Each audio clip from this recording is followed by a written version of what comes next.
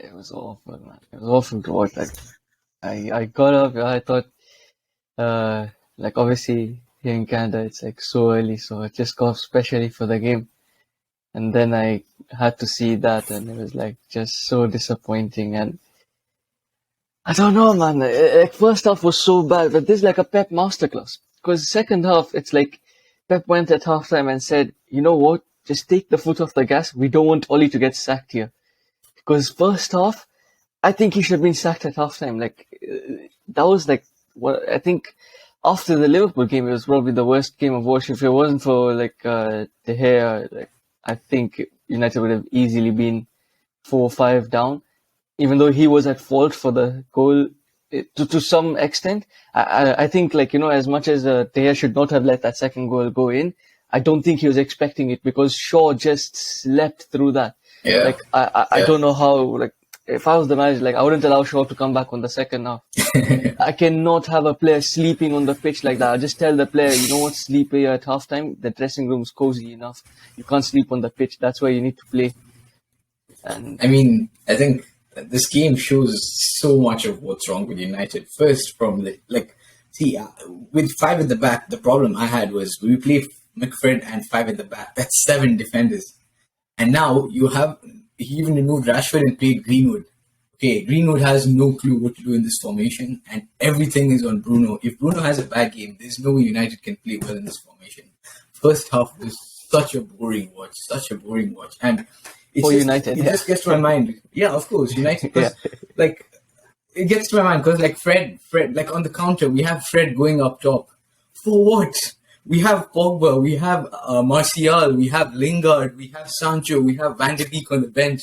What are we doing? Why do we have Fred on the pitch? Like, we're countering and we have Fred up top. Why? Oh, almost a third right now. But okay. It's so boring to watch, man. Oh. I mean, I think Pogba is still suspended, right? But like apart from that, there's a lot of players that I don't know. Yeah, Greenwood actually looked so clueless that first half. He had no idea what to do. I don't think I don't know. It looked like he hadn't trained in that system ever before. He was just all over the place. Sometimes he's on the right of the of the front two. Sometimes he's on the left. Sometimes he's coming in behind and Bruno is going up top.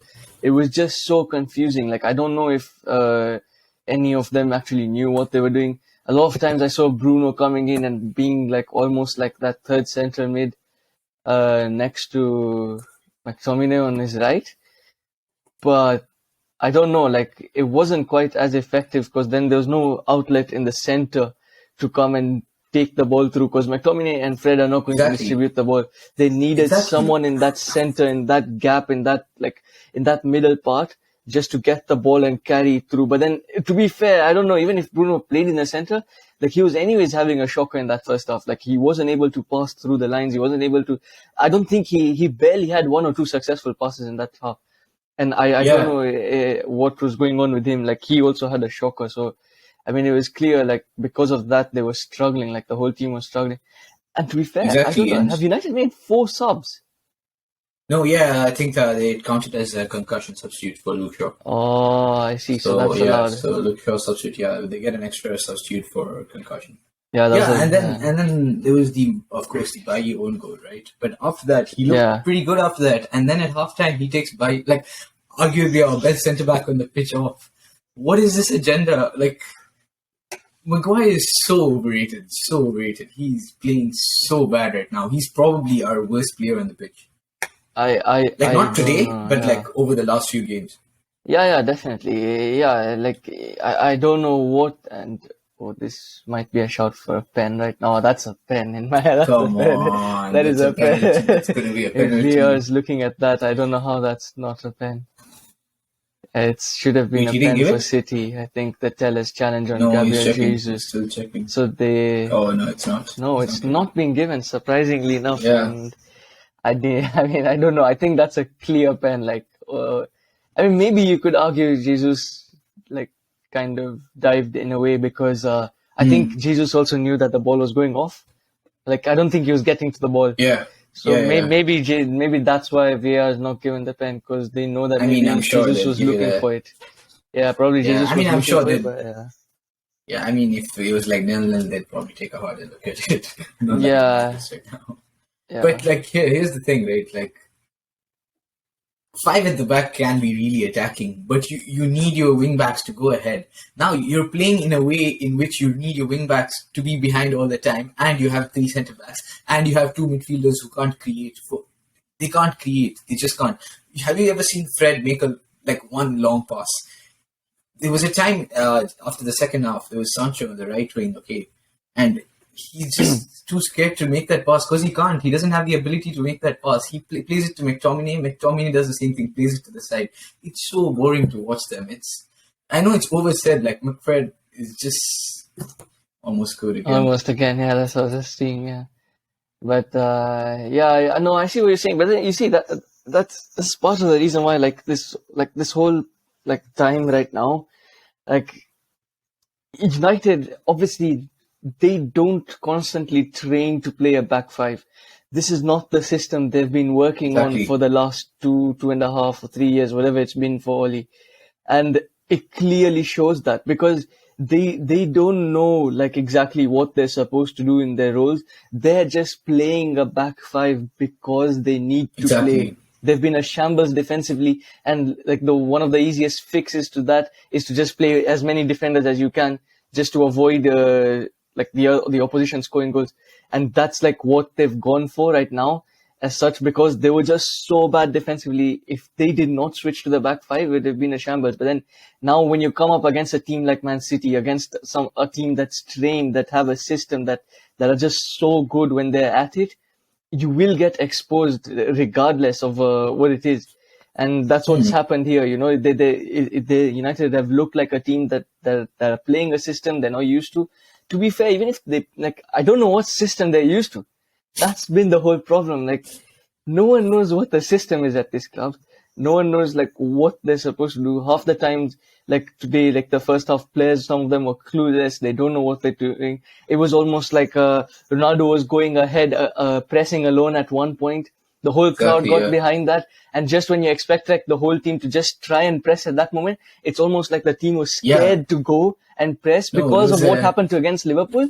When they were trying to press against Liverpool, they got exposed. So it just shows the lack of confidence in the team that they don't want to press either.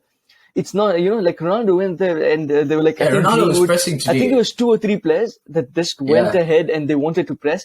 And that's the moment when the whole team has to push. You have and to Bruno try. wasn't even there. And Bruno wasn't there. Yeah, but then that's because of how shallow they are. That's what I'm saying. Yeah, they're just so lack of confidence. Because they're just scared.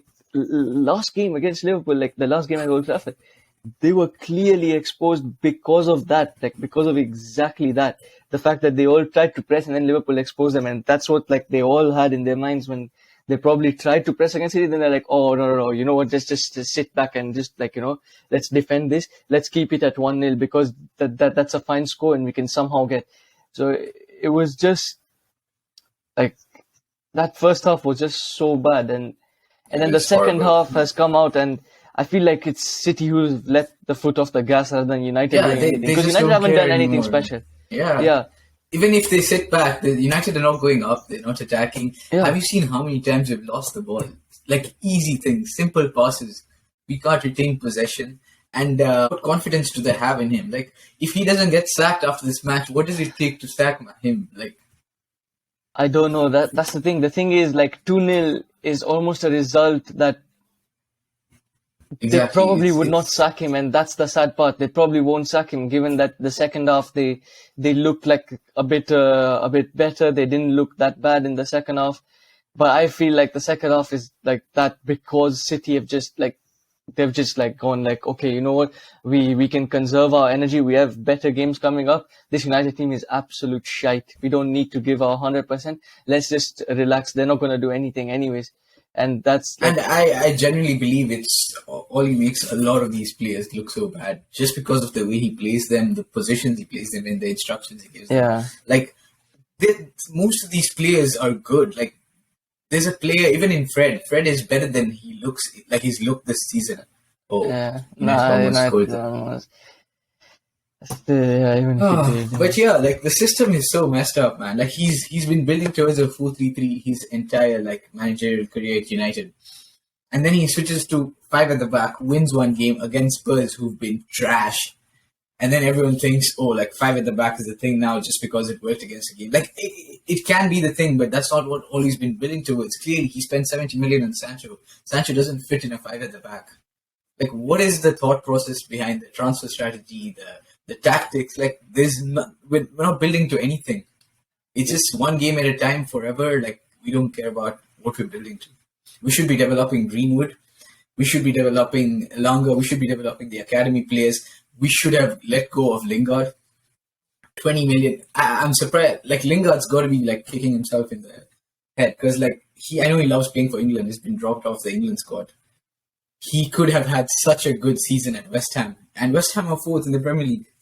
Okay, fourth in the Premier League. And they're having such a good season. Yeah, but then again, if he was there, he would be their best player and would definitely be in the England squad. Like, there's no strategy at this club. Like, you see, it's all these small things we're talking about, like Bailly, the agenda against Bailly, which I'll never understand. The agenda against Van der Beek, the fact that he has favorites, the fact that he's so rigid to McFred. He's so like, and the fact that they're not prepared to play the 3-5-2, that was not the plan, but they're just doing that because they want to survive and get through the games. It's like game by game. It's more about, and now each game goes by, it's more like how long can Oli survive? How long can he keep this going? He's got to go off today. And he's got to go off today. Every game, and to come back. And all of this just adds up. Like, I think all of this just adds up to like, it's one thing, and it just comes down to the manager, I think. Exactly, and to be fair, like getting out of the Carabao Cup has been like a big loss for so many of the club's players, because that's Carabao Cup games are the kind of games where we'd start. Like, these players would get a chance, right? Like, Lingard would definitely start. Martial would probably start. Van der Beek would start. Bailly would get more game time. Alex Telles would get more game time. Like, these are the games where like we see how the rest of our team's doing, and we can evaluate it to like. And play them in the first team for Premier League, Champions League games. But now we have a surplus of players at this team. Our bench is more valuable than any bottom 15 Premier League team, and we just don't know how to accommodate for all of them. Yeah. It's impossible. And like, even if a new manager comes in, he's not going to be able to keep the players happy, give all the players game time, unless I guess the FA Cup starts and like we have a constant run of games with our like second starting 11. But it's just very difficult. Yeah, but that's what happens, and like that's the manager still. It's part of the fact that you have depth, and like, yes, Oli has done like good things throughout like his time, and I guess United fans should be very thankful to him in that way. Like, I think he doesn't sometimes get enough credit for the fact that, you know, everyone expecting a title challenge, everyone expecting a UCL challenge. I think it's because he's the one who's been there to raise these expectations, and he's the one who's raised the expectations from finishing top 4 to that. But I feel like now the expectations have been raised so far that even he can't manage to keep up with them, and that's the point where you have to say that he has to go now. I think like the pressure's piling up, and performances like this, like the one against Liverpool, like the one against Atalanta midweek, even though it was a draw, it was not a good performance. Even the 3-2 win was not a good performance. I don't know the last time United had a good...